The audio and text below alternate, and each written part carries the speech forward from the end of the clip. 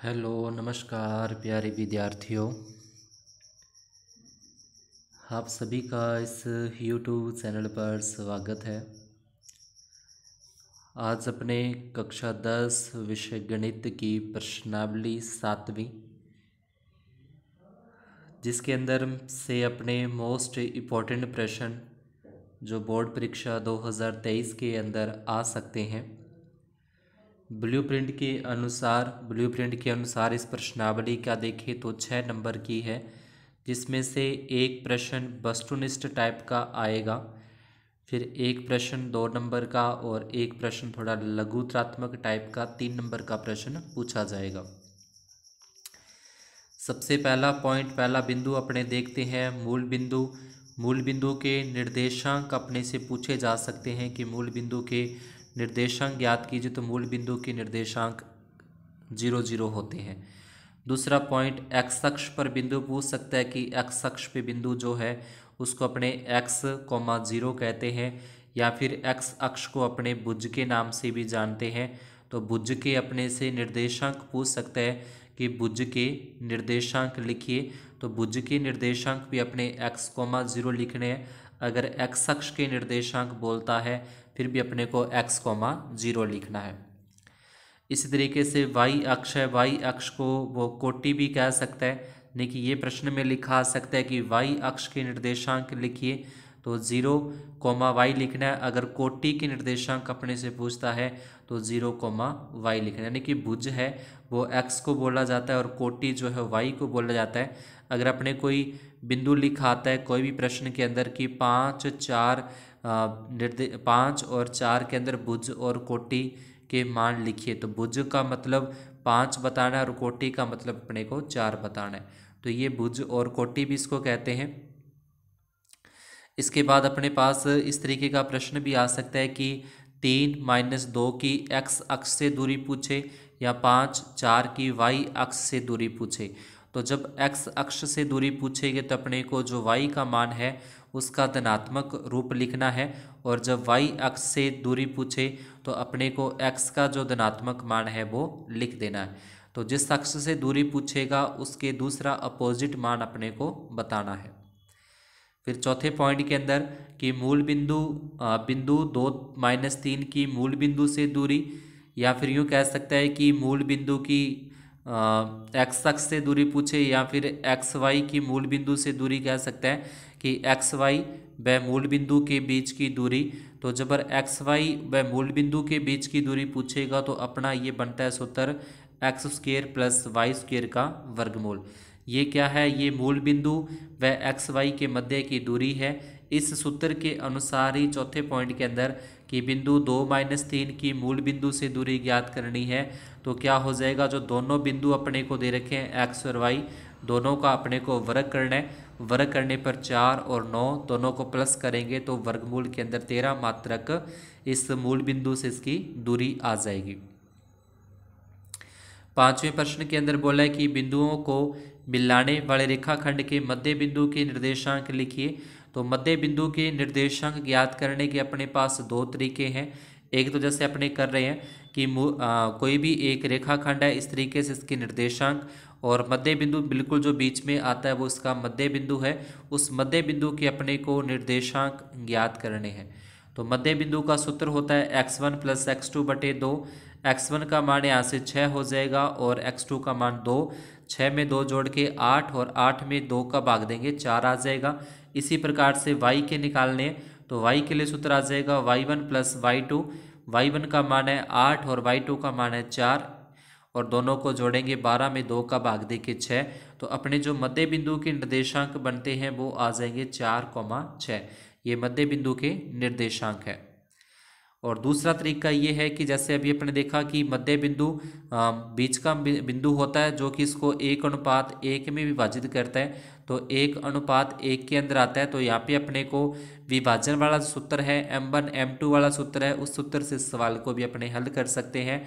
तो वहाँ से भी इसका जो उत्तर आएगा वो 4 और 6 आ जाएगा। छठा प्रश्न है बिंदु -6, 7 और -1, -5 के मध्य की दूरी। तो सबसे पहले अपने को ये दूरी ज्ञात करने का सूत्र याद होना चाहिए। इसको अपने x2 माइनस x1 लिख सकते हैं या फिर x1 माइनस x1 भी लिख सकते हैं। और इसको इस तरीके से भी लिखा हुआ आ सकता है कि x निर्देशांकों का अंतर और प्लस में y निर्देशांकों का अंतर, x निर्देशांकों का अंतर और प्लस में y निर्देशांकों का अंतर।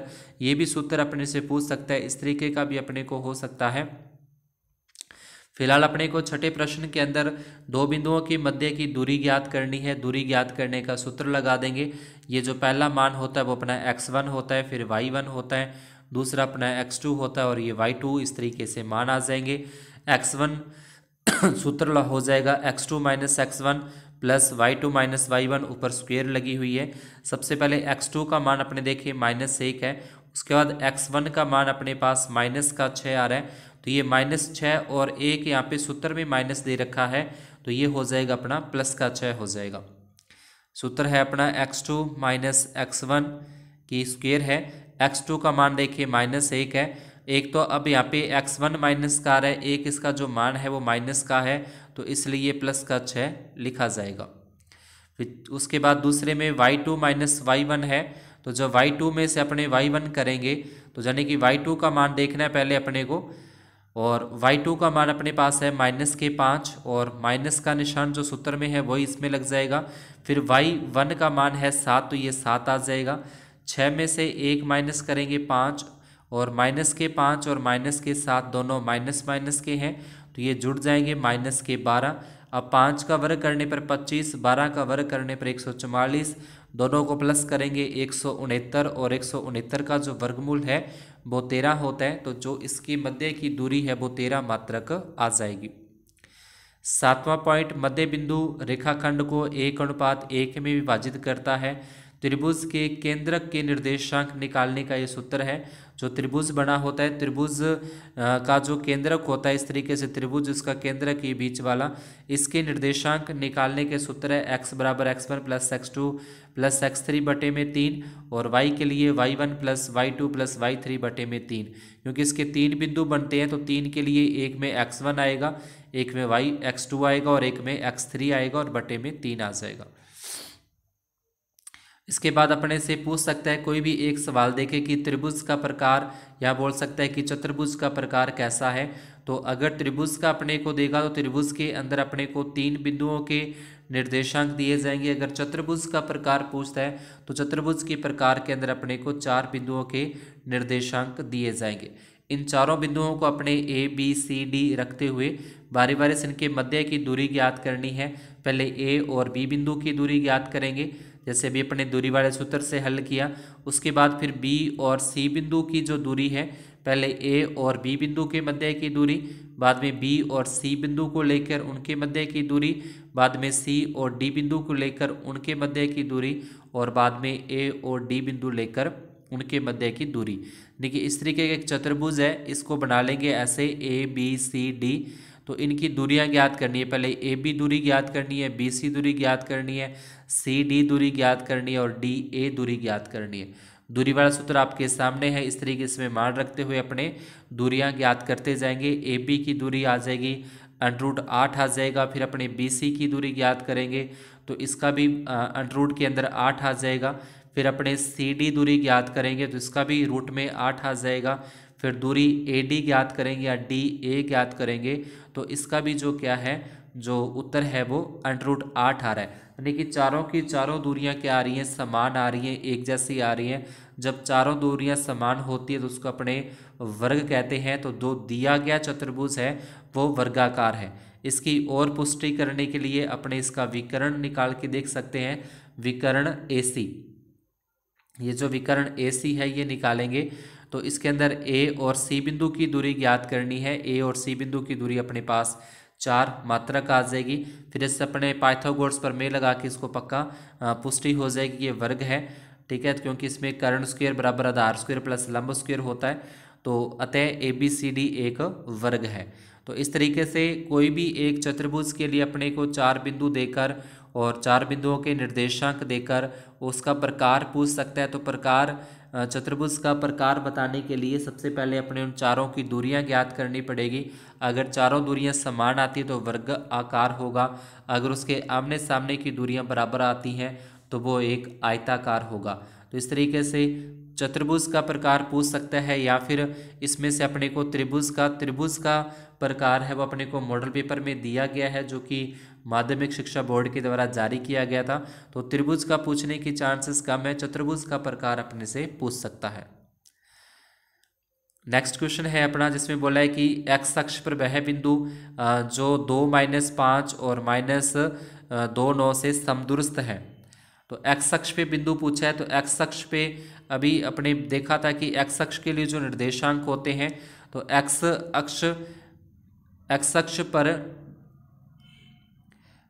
अक्ष पर बिंदु के जो निर्देशांक है वो x,0 होते हैं। अपने को एक तो ए बिंदु दे रखा है और एक बी बिंदु दे रखा है, और इसने बोला है कि ए और बी बिंदुओं से समदूरस्थ है।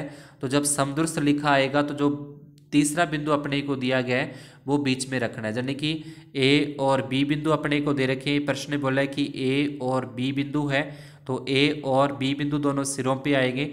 अब एक्स अक्ष से समदूरस्थ है, तो एक्स अक्ष का जो बिंदु अपने सी ले रहे हैं वो इसके सेंटर में लिखना है, बीच में लिखना है। तो समदूरस्थ बोला है, दुरुस्त से मतलब अपने को दूरी ज्ञात करने की आवश्यकता है। तो पहले ए सी दूरी ज्ञात करेंगे, यानी कि इन बिंदुओं से पहले अपने ए और सी बिंदु को लेकर दूरी ज्ञात करनी है, और समदूरस्थ बोला है इसलिए बराबर में बी सी की दूरी ज्ञात करनी है। तो समदूरस्थ है तो लिखा जाएगा दूरी ए सी बराबर दूरी बी सी। दूरी के सूत्र लगा देने हैं, दोनों साइड में बराबर में चल रही है, दोनों तरफ वर्ग करने पर ये लाइन लिखेंगे। दोनों तरफ वर्ग करने पर, वर्ग करने से क्या होगा कि इसके ऊपर जो वर्गमूल के निशान आप देख रहे हो ये हट जाएंगे। उसके बाद अपने ए और सी बिंदु से मान रखने हैं। ये x1 का मान आ जाएगा, ये y1 का मान, ये x2 का मान और ये y2 का मान, ये सूत्र में रख देंगे। उसके बाद जब BC बोला गया है तो BC के अंदर अपने को अब ये बिंदु x1 हो जाएगा, ये y1 और ये x2 और ये y2। तो इस तरीके से अपने को A और C बिंदु के अंदर AC से मान रखना है, और BC बिंदु के अंदर जो दूरी BC ज्ञात करें तो उसमें B और C बिंदु से मान रखने हैं। इस तरीके से अपने मान रखने के बाद ये कंडीशन आ जाती है, तो दोनों साइडों से मान रखने पर अब इसमें एक सरसमीका लग रही है, x-2 लिखा है, इसमें लग जाएगी a-b की होल स्क्वायर। तो a-b की होल स्क्वायर में आ जाएगा a square plus b square minus के 2ab, 0 में 5 जोड़ा 5 की स्क्वायर। इसके अंदर भी सरसमीका a स्क्वायर b स्क्वायर और प्लस में 2ab, 9 में से 0 घटा देंगे तो 9 आ जाएगा। अब एक्स स्क्वायर का एक्स स्क्वायर आ जाएगा, 2 का स्क्वायर 4 होता है, इस 2 को 2 से गुणा कर देंगे, 4x, 5 का वर्ग 25, फिर ऐसे ही 2 का वर्ग 4, फिर एक्स स्क्वायर का एक्स स्क्वायर आ जाएगा, फिर गुणा करेंगे तो ये अपना 4x आ जाएगा, और 9 का वर्ग है वो 81 आ जाएगा। अब दोनों बराबर में हैं तो अपने कह सकते हैं कि एक्स स्क्वायर से एक्स स्क्वायर कैंसिल हो जाएगा, और 4 से ये जो 4 है वो भी कैंसिल हो जाएंगे। अपने पास माइनस का 4x और इधर से प्लस के इधर लेके आएंगे तो ये माइनस के हो जाएंगे। उसके बाद 81 और ये 25 इधर आके माइनस के हो जाएंगे। माइनस के 4x और माइनस के 4 8x हो जाएंगे। 81 में 25 माइनस करेंगे 56, और ये जो 8 गुना में था वो इसके बटे में चला जाएगा। 56 में 8 का भाग दे देंगे तो अपने पास x का जो मान है वो माइनस के साथ आता है। x अक्ष पर जो बिंदु के निर्देशांक है वो माइनस के 7 और 0 होंगे। अब x अक्ष की जगह पे इस प्रश्न के अंदर अपने को अगर y अक्ष लिखा आता है तो जहाँ पे मैंने बिंदु x0 लिया था वहाँ पे फिर आपको बिंदु 0y रखना होगा। y अक्ष का जो बिंदु होता है वो 0y होता है। प्रोसेस है, जो तरीका है, मेथड है वो इसी तरीके से करना है, लेकिन अगर y अक्ष लिखा है तो वहाँ पे अपने को 0 और y बिंदु लेना है बीच में। फिर 8वें के अंदर है y का मान ज्ञात कीजिए जिससे कि बिंदु अपने को दे रखे P और Q के बीच की दूरी 10 मात्रक है। तो इसको कुछ लैंग्वेज को चेंज करके ऐसे भी कह सकता है कि एक बिंदु के निर्देशांक अपने को दे दे कि एक बिंदु के निर्देशांक 2-3 है, दूसरे बिंदु का अपने को बोल दे कि भुज 10 है, तो कोटि का मान ज्ञात कीजिए। भुज 10 है तो कोटि का मान ज्ञात कीजिए, या कह दे कि कोटि का मान अपने को देखे और भुज का मान अपने से बोल दे ज्ञात करने, जबकि बिंदुओं के बीच की दूरी 10 मात्रक है। तो भुज और कोटि को अपने को ध्यान में रखना है, किस बिंदु के लिए किस बिंदु के लिए कौन सा नाम यूज होता है। तो इसके लिए बोला है कि दो बिंदुओं के बीच की जो दूरी है वो 10 मात्रक है। तो इसका मतलब हुआ कि दूरी वाला सूत्र लगाना है, दूरी पी क्यू, ये दूरी का सूत्र आ जाएगा। दूरी पी क्यू अपने को 10 दे रखी है। यहाँ बिंदु P और बिंदु Q से अपने को x1 y1 x2 y2 के मान इसके अंदर रखने हैं।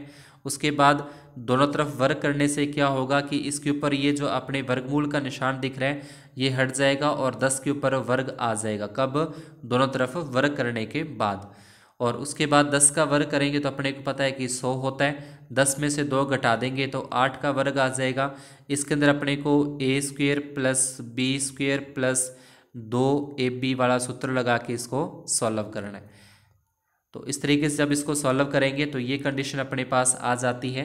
ठीक है, ये तो 10 का वर्ग हो गया, a square plus B square और प्लस में अपने पास 2ab, a square plus B square plus में 2ab, और 10 का वर्ग करने पर 100, 8 का वर्ग 64, वाई स्क्वेयर 3 का वर्ग 9 और 2ab के अंदर आ जाएगा 6y, 63 64 और 9 को जोड़ेंगे 73 plus Y square plus 6y।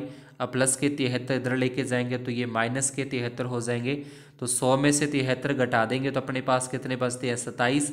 ये प्लस के 27 इधर आके माइनस के 27, या फिर इसको अपने इस तरीके से भी लिख सकते हैं कि वाई स्क्वेयर प्लस के 6y प्लस 73 और 100 इस तरफ लेके आएंगे तो माइनस के 100।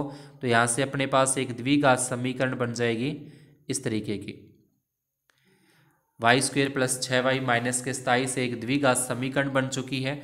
और द्विघात समीकरण के इसके अपने दो टुकड़े करेंगे कि 6 की जगह पे ऐसी दो संख्या लेनी है जिसको जोड़ने या घटाने पर 6 आए और उन दोनों का गुणा करने पर माइनस के 27 आ जाए। तो माइनस की संख्या आएगी, इसका मतलब एक संख्या प्लस की लेनी है और एक संख्या अपने को माइनस की लेनी है। तो 9 और 3 आ जाएगा, 9 में से 3 घटाएंगे 6, यानी कि इसके अपने को आगे क्या करने हैं? गुणनखंड विधि से इसको हल करना है।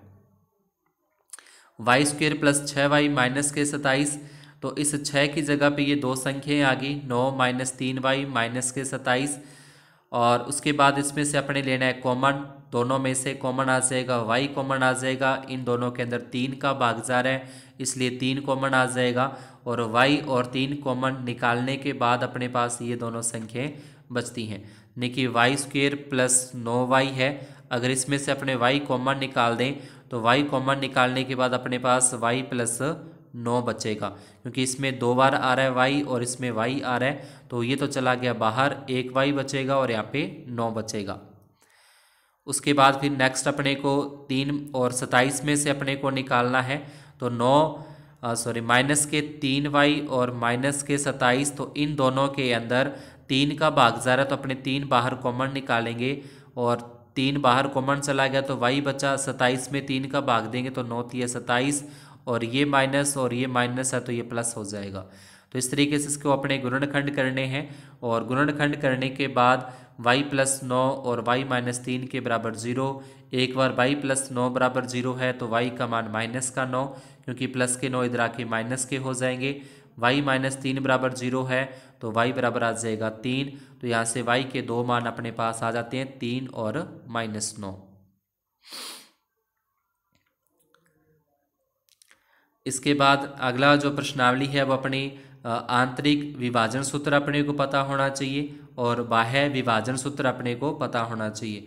दोनों में से कोई भी पूछा जा सकता है। आंतरिक विभाजन सूत्र में प्लस आता है और बाह्य विभाजन सूत्र के अंदर बीच में माइनस के निशान आते हैं। ये सूत्र है। उसके बाद जो पहला सवाल अपना कि बिंदुओं को जोड़ने वाले रेखाखंड को समत्रिभाजित करने वाले बिंदुओं के निर्देशांक ज्ञात कीजिए। तो दो बिंदु अपने को दे रखे हैं और उन दोनों बिंदुओं को मिलाने वाला जो रेखाखंड है, यानी कि अपने दो बिंदु लिए P और Q, PQ को जो मिलाने वाला PQ रेखाखंड है इसको त्रिभाजित करना है, मतलब 3 भागों के अंदर इस तरीके से इसको बांटेंगे।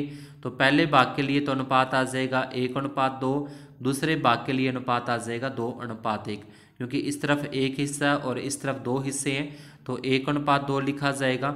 और दूसरे के लिए देखें अपने यानी कि बी बिंदु की तरफ देखें तो इधर एक हिस्सा और इधर दो हिस्से हैं, तो इसको फिर ये लिखा जाएगा 2:1। इसके बाद इससे विभाजन बिंदु का सूत्र लगाते हुए अपने इसको हल करना है।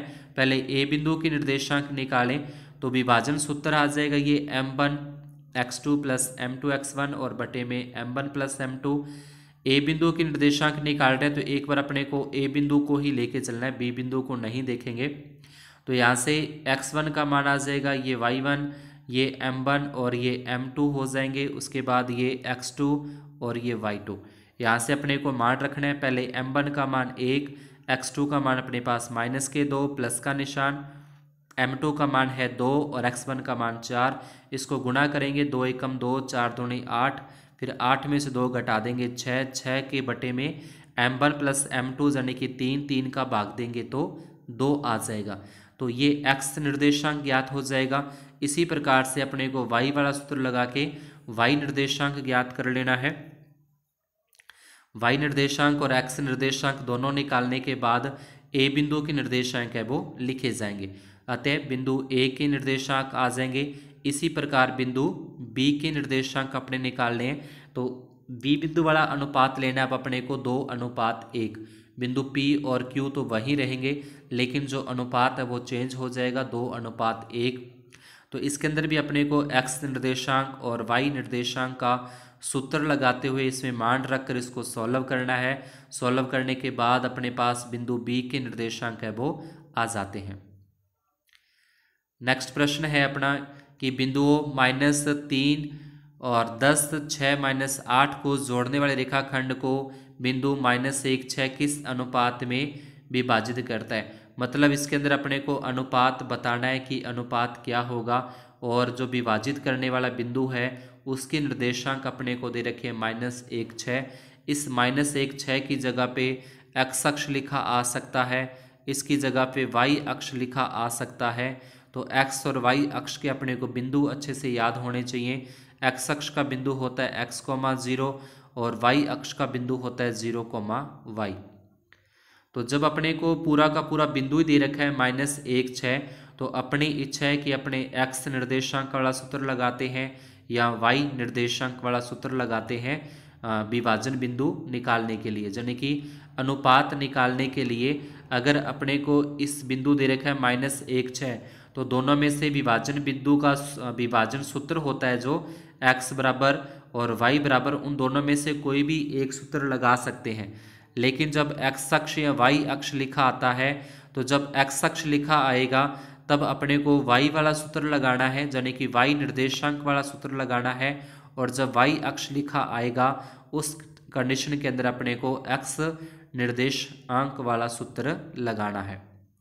तो फिलहाल अपने पास -1, 6, तो ये दे रखा है अपने को बिंदु a और b दे रखे हैं, और इस जो विभाजन बिंदु के निर्देशांक दे रखे हैं, तो ये अपना बिंदु हो जाएगा x1, y1 और दूसरे बिंदु के निर्देशांक x2, y2, और ये जो विभाजन बिंदु है इसका आ जाएगा अपने पास x और y। तो x निर्देशांक का सूत्र लगाएंगे, ये सूत्र आ गया।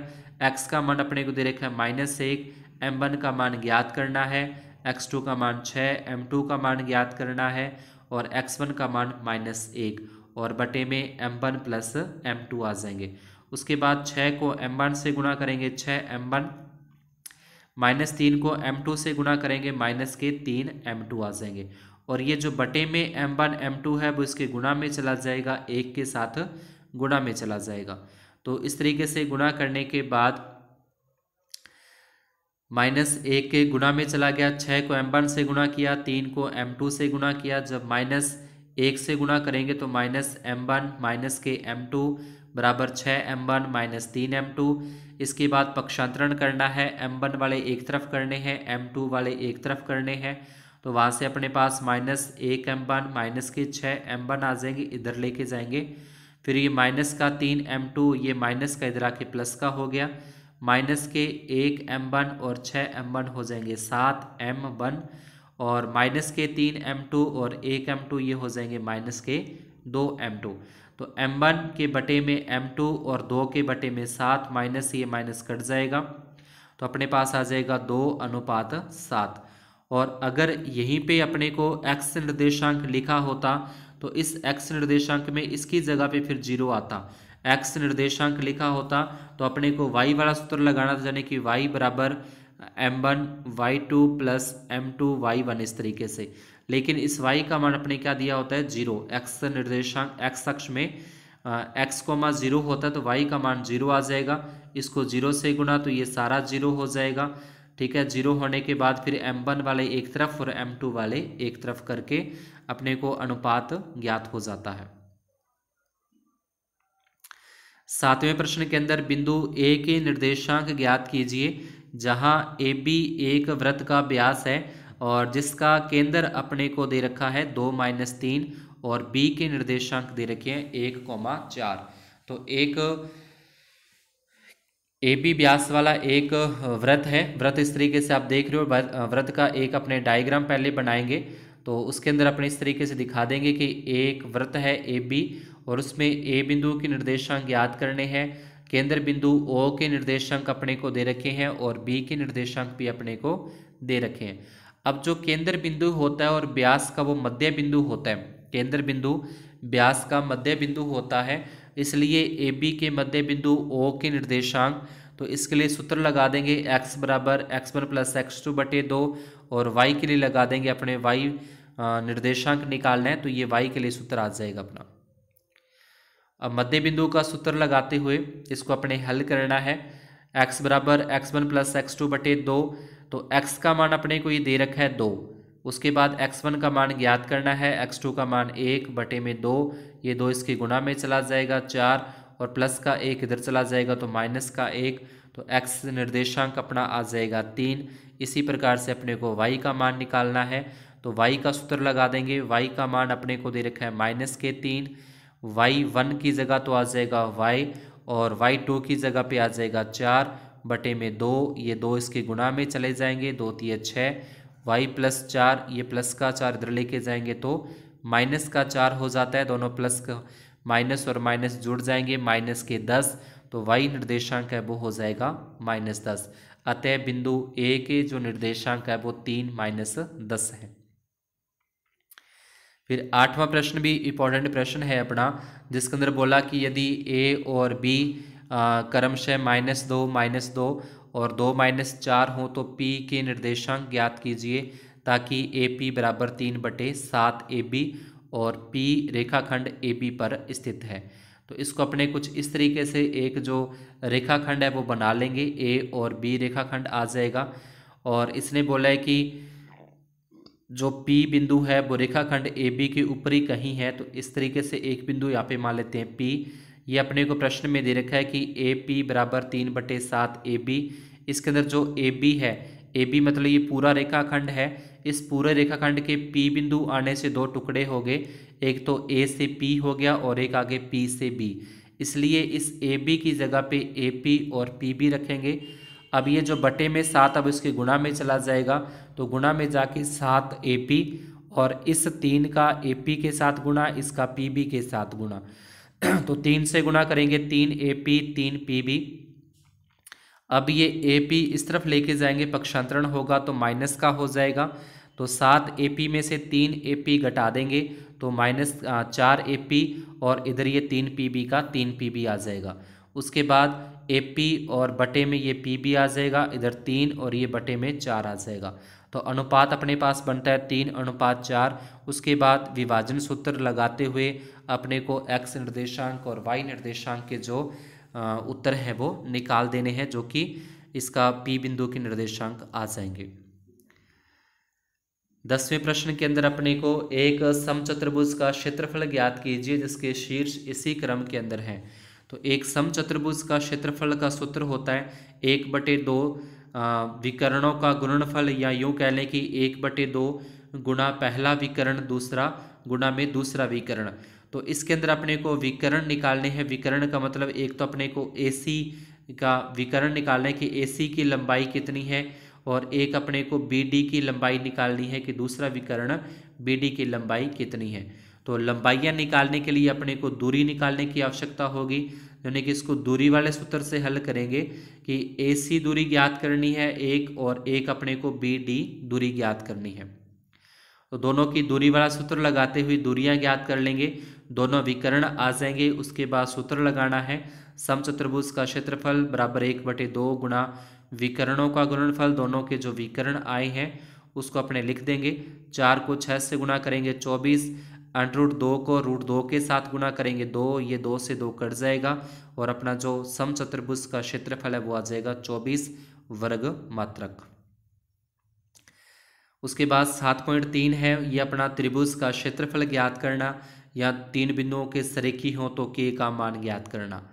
तो त्रिभुज का क्षेत्रफल ज्ञात करने का सूत्र 1/2 गुणा आधार गुणा ऊंचाई होता है, लेकिन निर्देशांक ज्यामिति के अंदर त्रिभुज का क्षेत्रफल ज्ञात करने का ये पूरा का पूरा सूत्र है। अपने को पहले पॉइंट के अंदर त्रिभुज का क्षेत्रफल ज्ञात करना है जिसके निर्देशांक अपने को दे रखे हैं। यहाँ से इस तरीके से अपने x1 x2 x3 के मान आ जाएंगे, फिर y1 y2 y3 के मान, यानी कि पहले बिंदु तो आएंगे x वाले और दूसरे जो बिंदु है वो आ जाएंगे y के मान। ये मान लिखने के बाद ये त्रिभुज का क्षेत्रफल निकालने का सूत्र है। इस सूत्र में जो अपने ऊपर मान रखे हैं वो इसके अंदर मान रखते जाएंगे। x1 का मान 2, y2 का मान 0, y3 का मान है y3 का मान -4 है। एक यहाँ पे सूत्र में माइनस है तो ये माइनस और माइनस क्या हो जाएगा, प्लस हो जाएगा। उसके बाद x2 का मान, फिर y3 का मान, y1 का मान, फिर x3 का मान, उसके बाद y1 और y2 के मान। अब जो कोष्टक के अंदर बंद संख्या है पहले उसको अपने हल करते हैं। तो कोष्टक के अंदर आ जाएंगे 0 और 4 जोड़ेंगे 4, -4 और -3 -7, 3 में से 0 घटा देंगे 3 आ जाएगा।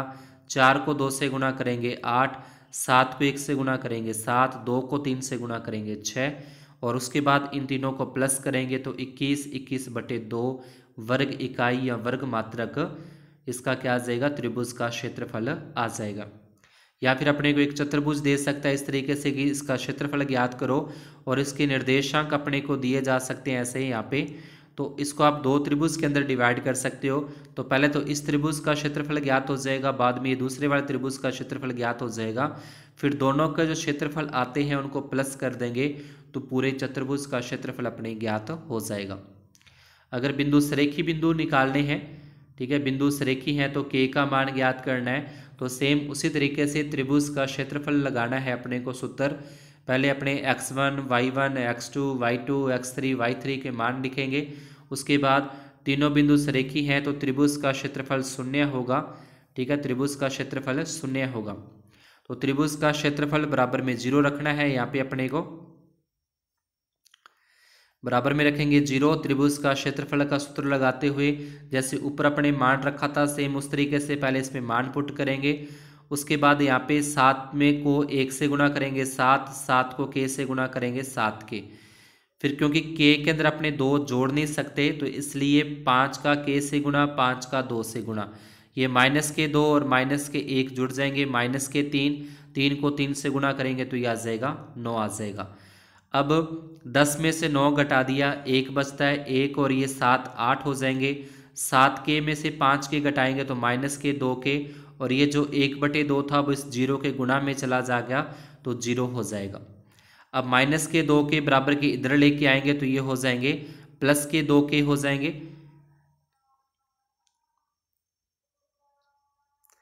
-2 के इधर आके हो जाएंगे +2 के और ये जो 2 है वो उसके बटे में चला जाएगा। 8 में 2 का भाग देके कितना आ जाएगा, अपना 4 है वो के का मान आ जाएगा। तो इस तरीके जब सरेखी बोल रखा हो तो के का मान अपने को ज्ञात कर देना है। तो ये थे अपनी प्रश्नावली 7 के कुछ मोस्ट इम्पॉर्टेंट प्रश्न जिसको अपने बोर्ड एग्ज़ाम के ब्लूप्रिंट के अनुसार अपने लिया गया। अगर आपको वीडियो अच्छा लगा हो, समझ में आया तो लाइक ज़रूर कर दें और चैनल पर नए हैं सब्सक्राइब नहीं किया तो चैनल को सब्सक्राइब भी ज़रूर करें और वीडियो को आगे शेयर करना न भूलें। धन्यवाद, शुभ दिन।